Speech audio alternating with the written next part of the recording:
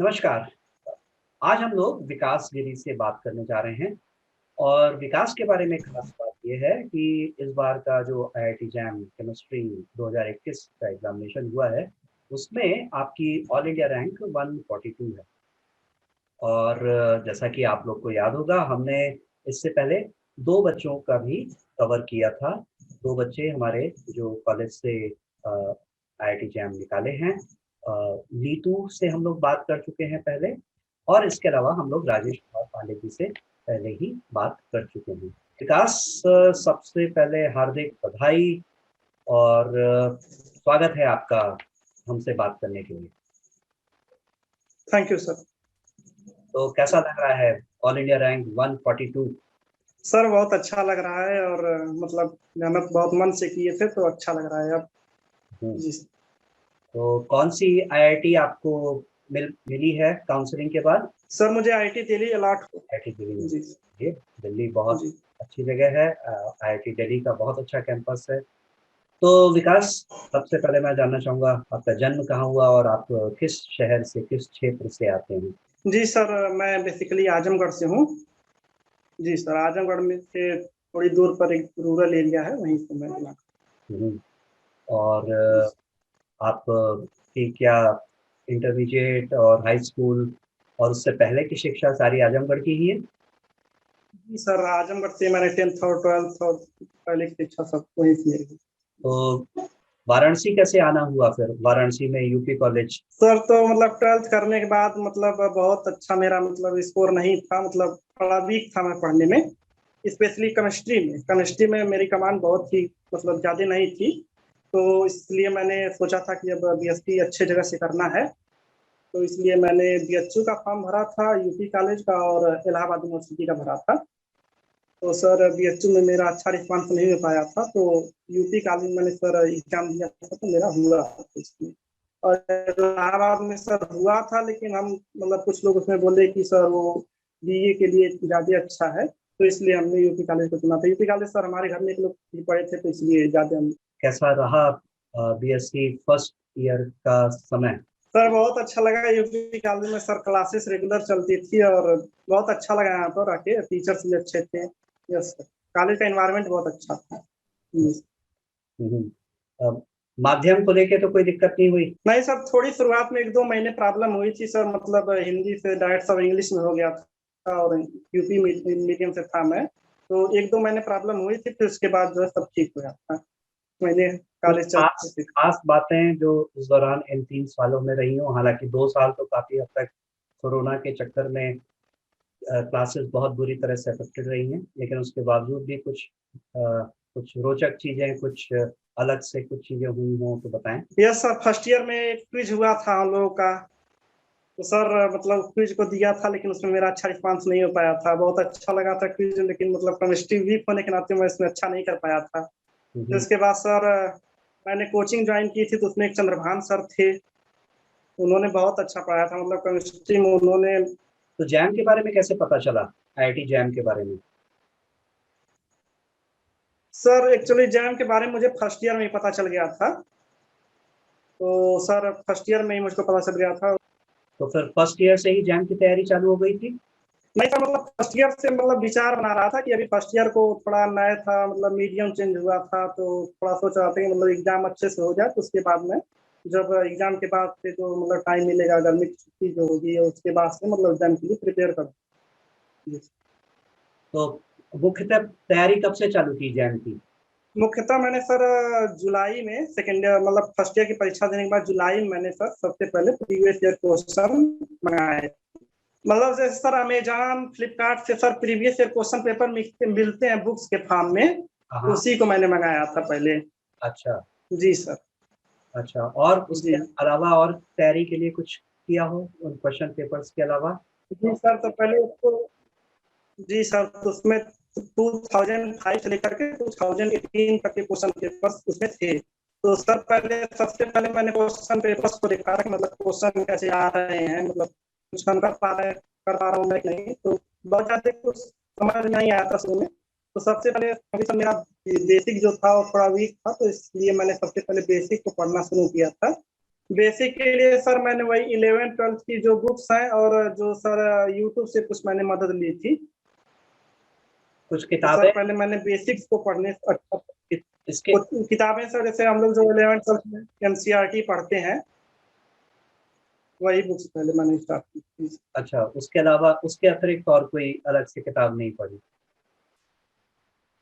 Books उसके लिए अतिरिक्त नहीं पढ़ते, फिर मैंने सर यूट्यूब से जो मतलब जेईई और नीट की कोचिंग यूट्यूब पे चलाते हैं लोग, चैनल्स हैं, उनसे मैंने सर। मैं मुख्यतः ये जानना चाह रहा हूँ, बच्चों में इस समय कितनी अवेयरनेस है जैम एग्जाम के संदर्भ में? कितने लोग तैयारी करते हैं, कितने लोग एग्जाम दे रहे हैं? जी सर, मुझे लगता है कि जैम के बारे में तो अब सभी लोग ही जानते हैं, मतलब हमारे क्लास में तो लगभग सभी लोग ही जानते थे, क्योंकि सर सेकेंड ईयर में आप भी बार बार जैम के बारे में बताते थे, और तो सभी लोग ही जानते थे। तो हम और एक दो हमारे फ्रेंड्स और थे, तो हम लोग मतलब अपने बारे में, मतलब जैम के बारे में हम लोग सोचते थे कि मतलब कैसे सिलेबस को कवर करना है। यह सब तो हम थे और एक दो हमारे फ्रेंड थे, तो सब साथ में हम लोग प्रिपेयर करते। इसके अलावा भी क्या कुछ आपने स्ट्रेटेजी अपनाई कि जैसे अगर हम सिलेबस को देखें तो सिलेबस के जी में हम ये पाते हैं कि और ये तीनों केमिस्ट्री की बातें पूछी जाती हैं, ऑर्गेनिक, फिजिकल और इनऑर्गेनिक की। और ऑर्गेनिक का हम कोर्स देखें, फिजिकल का देखें और इनऑर्गेनिक का देखें, तो क्या एक स्ट्रेटेजी होनी चाहिए? क्या सब सारी चीजों को पढ़ना चाहिए या कुछ निश्चित चीज को पे ध्यान लगाना चाहिए? तो सर जैसे मतलब सीट्स बहुत कम है, तो हम ये नहीं कर सकते कि जैसे मतलब 3 पेपर्स हैं तो हम 2 पेपर्स पढ़े, एक पेपर को छोड़ के चले जाएं। तो हमको सर सिलेबस तो हम लोग को पूरा कंप्लीट करना पड़ेगा। हम्म, तो जैसे फिजिकल, इनऑर्गेनिक है, ऑर्गेनिक है और इनऑर्गेनिक है, तो हम्म, हम तीनों पेपर्स को अच्छे से हम लोग को मतलब सिलेबस लगभग 80 to 80% सिलेबस हम लोग को कवर करना पड़ेगा। जी सर, सिलेबस बहुत इम्पोर्टेंट है, क्योंकि सर जैसे अब तक का ट्रेंड था कि जो थर्मोडायनेमिक्स और जीओसी स्टीरियो, इन सब से लगभग 20-25 नंबर से नंबर मिल जाते थे। लेकिन इस बार सर 21 में सर सडनली सब पैटर्न चेंज हो गया। थर्मोडायनेमिक्स सर केवल एक ही क्वेश्चन आया था, स्टीरियो से भी एक ही क्वेश्चन आया था। तो सर हम ये नहीं कर सकते मतलब दो पिछले साल के ट्रेंड के आधार पर इस यूनिट से ज्यादा आया तो हम इस यूनिट को कर दें और बाकी यूनिट इसको करें, क्योंकि सर उससे हमको ये भी दिक्कत हो सकती है कि जो यूनिट हमने अच्छे से पढ़ी है, जो स्कोरिंग है उससे हार्ड क्वेश्चन भी आ सकते हैं, तो सर हम उसको नहीं टैकल कर पाएंगे। तो इसलिए सर सिलेबस हमको अधिक से अधिक कवर करना पड़ेगा। जी सर। हम्म। कुछ चीजें हैं जो कि बीएससी पार्ट 3 में भी के सिलेबस में भी नहीं रहती है। जैसे मैं कि ऑर्गेनिक केमिस्ट्री के संदर्भ में देखूं, एल्कलॉइड्स, जी सर। टर्पीन्स, ये जो है वो आप लोग को थर्ड ईयर में नहीं कराया जाता है। और तो इसकी तैयारी कैसे कीजिए? जी तो सर जैसे कुछ चीजें जैसे सर पेरिसाइक्लिक रिएक्शन है, और सर मतलब टर्पीन्स हैं, इन सबों की मैंने सर यूट्यूब चैनल पर रेफर किया था। जी सर, तो यूट्यूब चैनल से मैंने नोट्स बना लिए था, पिछले साल के क्वेश्चन पेपर्स को लगा लिया इसी से। जी हम्म। तो आपको हम्म। ऐसा लगा कि सिलेबस जो है वो बीएससी थर्ड ईयर तक का है और कोई ऐसी दिक्कत तो सर महसूस नहीं हुई? नहीं, सब सिलेबस बीएससी थर्ड ईयर के ही एक दो टॉपिक सर जो बाहर के आ गए आते हैं, बाकी syllabus sir BSc third year की। हम्म। तो मुख्यतः जो है वो बच्चा लगातार जो है प्रैक्टिस करता रहे तो सफलता की संभावनाएं बढ़ती चली जाएंगी।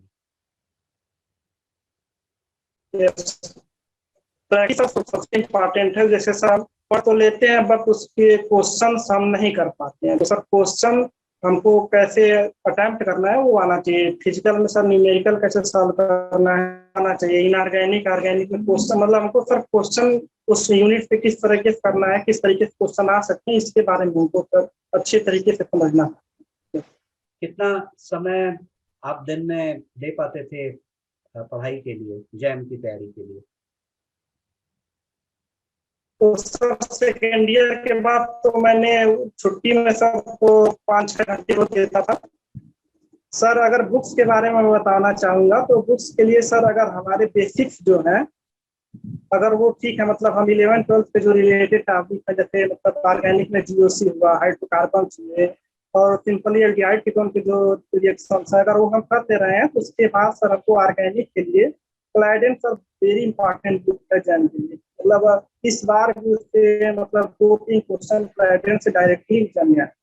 तो हमको क्लाइडेन के सभी चैप्टर्स नहीं, कुछ मतलब लगभग कुछ सिलेक्टेड चैप्टर्स जो है मतलब जिसको हम अच्छे से समझ पाते हैं। बहुत हार्ड जो चैप्टर्स है उनको नहीं करना, लेकिन जो अच्छे से समझ पा रहे हैं उन चैप्टर्स को बहुत अच्छे से पढ़ना पड़ेगा। ऑर्गेनिक क्लाइडेन बहुत ही इंपॉर्टेंट है।